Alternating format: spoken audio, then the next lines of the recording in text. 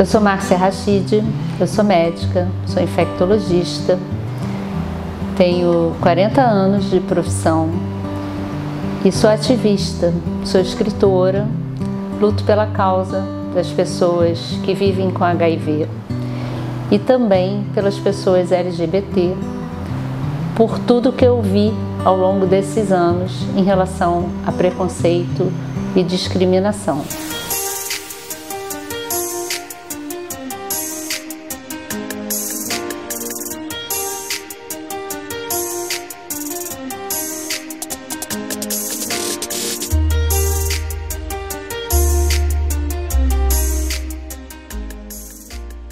Tudo começou em 1982, quando eu terminei a universidade e começo uma pós-graduação que coincide com o período em que os primeiros casos de AIDS, porque naquela época as pessoas estavam doentes, e eu deparo com muito preconceito, muita desinformação, muito desconhecimento, e eu percebi que eu não tinha medo nem da doença, nem das pessoas que chegavam ao ambulatório.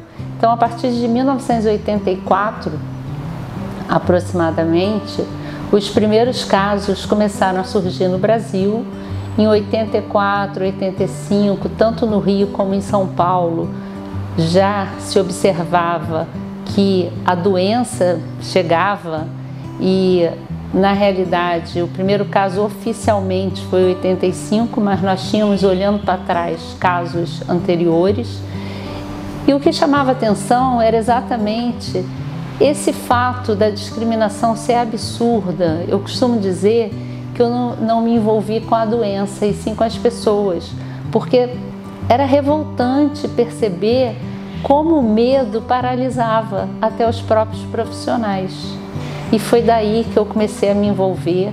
Em 86 eu já estava participando de grupos de apoio. Esse primeiro grupo chamava GAPA, que é Grupo de Apoio à Prevenção à AIDS. Em 87 oficialmente já estava sendo criada a ABIA, Associação Brasileira Interdisciplinar de AIDS, que foi fundada pelo Herbert de Souza, o Betinho, irmão do Enfio. Em 1989, fui convidada pelo Herbert Daniel para participar da fundação do Grupo Pela Vida Rio, que é um grupo que tinha como diferencial a participação de pessoas vivendo com HIV. Essa história do câncer gay é lamentável, porque a partir daí o preconceito começa e fica. Ele existe até hoje. É o que chama muita atenção, porque os primeiros casos, indiscutivelmente, começaram na população de homossexuais masculinos, pessoas jovens, homossexuais masculinos, previamente saudáveis, que apareciam com uma pneumonia rara, que nós chamamos de pneumocistose, que é uma pneumonia causada por fungos, mas também surgiam sarcoma de Kaposi, que é um tipo de câncer, um tipo de tumor, portanto, também linfoma de diversos tipos, mas vou chamar de linfomas mais raros de surgirem em jovens. E aí a imprensa cria esse termo péssimo de peste gay ou câncer gay. E aí, como que a gente luta contra um preconceito desse tamanho? O preconceito começa aí, na década de 80, e ele não acaba. Eu costumo dizer que o preconceito não acaba, porque ele está aí até hoje, desde a década de 80. Então nós temos avanços científicos que são indiscutíveis. Nós temos hoje como tratar os pacientes, como alcançar vírus indetectável na corrente sanguínea, que nós chamamos de carga viral indetectável. As pessoas que se tratam não transmitem mais o vírus, inclusive mulheres que se tratam podem engravidar e ter seus filhos. E o preconceito não muda. O preconceito é praticamente o mesmo da década de 80, 90, por incrível que pareça. Naquela época, realmente, era como uma sentença de morte, porque se a pessoa não evoluísse, isso podia acontecer, porque a infecção pelo HIV é uma situação diferente da AIDS. A AIDS é a doença, é a manifestação clínica da infecção pelo HIV. Então, se a pessoa tivesse uma evolução lenta e ela não adoecesse, ela podia não ter nenhuma manifestação mesmo sem nenhum tipo de tratamento. Tanto que vários pacientes tiveram tempo de esperar o surgimento dos medicamentos, que nós chamamos de medicamentos antirretrovirais. Porém, outros pacientes evoluíam muito rapidamente para a doença. E aí, em tempos curtíssimos, dias, meses, a partir daquele diagnóstico, a pessoa morria. Então eu vi, infelizmente, muitas pessoas morrerem, e morriam num tempo muito curto. Então nós dizíamos que a partir de um teste positivo, e como eu falei antes, o teste foi a partir de 85 aproximadamente aqui no Brasil, 85, 86, a partir de um teste nós não sabíamos quanto tempo a pessoa teria de vida. Então as pessoas encaravam o resultado do teste como uma sentença de morte. E hoje nós podemos dizer que muito pelo contrário, fazer o teste é fundamental, porque o diagnóstico sendo feito precocemente, você começa um tratamento e aí é tratar o HIV, então é tratar a infecção pelo HIV para que essa pessoa nem adoeça. Então quando nós pensamos que existem ainda cerca de 10 mil mortes por ano por AIDS no Brasil, isso é lamentável, porque se tem tratamento do HIV, não tem motivo para as pessoas morrerem. E por que essas pessoas morrem? Porque elas não fazem teste, porque elas não têm informação sobre a importância de fazer precocemente o teste, então esse diagnóstico é tardio. Então é uma mistura de fatores, falta de acesso, falta de informação, falta de conhecimento sobre a importância do teste, sobre a importância do tratamento. São vários fatores que se misturam que fazem com que as pessoas, especialmente jovens, morram de AIDS porque o diagnóstico tem sido tardio. Esse tabu é por vários fatores também, é uma mistura de situações, uma mistura porque ainda tem uma ligação muito forte com a sexualidade. Nós temos hoje que tirar da cabeça a história do grupo de risco, não se fala mais em grupo de risco. As pessoas ficam em risco de infecção, de entrarem em contato com o vírus quando elas se expõem sexualmente ou por outras formas que ainda é possível haver transmissão por sangue, não por transfusão, porque o sangue é controlado, mas por troca de seringa, por troca de agulha, por situações de uso de drogas, até dependendo da maneira que a droga é utilizada. Se existe troca de sangue, pode haver infecção.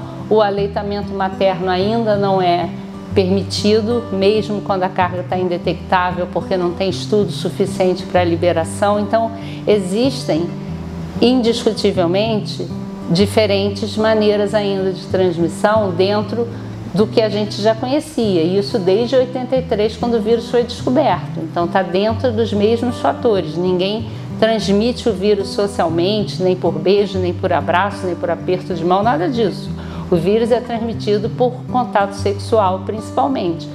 Porém, quando a pessoa se infecta por contato sexual e ela fala sobre isso, ela tem alguma vergonha de falar. Ela acha que se ela falar que vive com HIV, ela está trazendo esse assunto à tona, ela está dizendo que ela se infectou sexualmente, e isso é um motivo de vergonha. A gente quer tirar essa culpa, e aí é importante tirar o julgamento, especialmente da sociedade e também dos profissionais. O profissional de saúde não pode julgar nem criticar a pessoa que chega ao ambulatório com diagnóstico de HIV. Então é muito delicado ainda, porque a própria pessoa se sente culpada quando ela descobre que tem o vírus. Eu costumo dizer aquela frase de sempre: doença não dá em poste. Então qualquer pessoa que se infecta pelo vírus, que entra em contato com o vírus,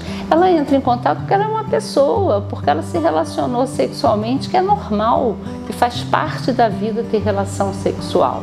Então é claro que falar de prevenção é importante. Hoje nós temos, além do preservativo, para não ficar batendo na mesma tecla da camisinha, nós temos prevenção combinada, que é um termo que se usa, que é falar de PrEP, que é o uso de comprimido diário para prevenir a infecção, falar de PEP, que é uma profilaxia que pode ser feita até 72 horas de uma exposição de risco. A pessoa faz uso de um comprimido durante 28 dias, ela procura a unidade de saúde até 3 dias depois de uma exposição de risco. Então, tem várias estratégias, são estratégias que realmente previnem a infecção, porque é melhor não se infectar, claro. Mas a partir do momento que existe a infecção, é importante que a pessoa saiba que é normal haver exposição, que é normal ter relação sexual e tirar a culpa. Tem muito esse processo de culpa. Eu lido muito com jovens e eles falam: eu estou me sentindo culpado porque eu podia ter prevenido, eu sabia sobre o vírus, eu tinha informação. E a gente precisa tirar essa culpa, porque doença não é para sentir culpa, doença pode acontecer com qualquer pessoa. Então eu acho que tem todo esse envolvimento de sexualidade e aí a pessoa mistura muito sexualidade com culpa e tem vergonha, e não é para ter. Tem muito tempo que não tem campanha sobre HIV, aquele foco permanente em carnaval ou no 1º de dezembro, que é o dia de conscientização que no mundo inteiro chama Dia Internacional da AIDS. Não adianta, porque a gente não pode falar sobre AIDS uma vez por ano ou 2 vezes por ano, então fica focado no carnaval e no dia 1º de dezembro. Então a gente precisa resgatar uma campanha, falar diariamente, e na própria internet os ativistas falam sobre isso. Falar de HIV tem que ser todo dia para desmistificar, para o preconceito parar. Eu costumo dizer o seguinte: como eu sou de uma época antiga, nesses 40 anos, eu não tenho dúvida que, se olhar para trás, melhorou, o preconceito diminuiu. Agora, se pensarmos que o primeiro caso de AIDS foi descrito nos Estados Unidos, foi descrito e notificado em 1981, tinha que ter acabado esse preconceito, mas não acaba. Então, comparativamente, melhorou muito, tanto que nós temos na internet vários jovens que falam: eu vivo com HIV há X anos, eu estou bem, a minha vida está seguindo.